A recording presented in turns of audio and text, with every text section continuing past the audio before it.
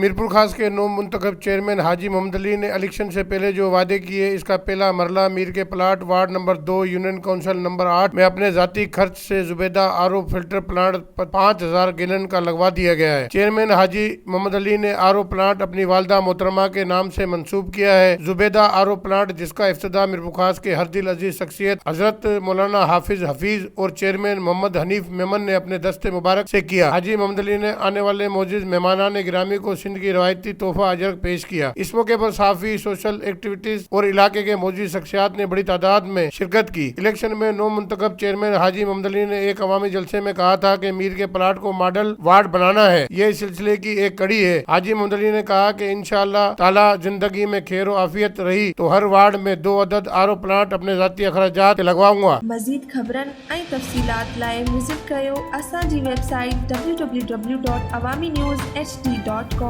ऐं ॾिसंदा रहो अवामी न्यूज़ HD।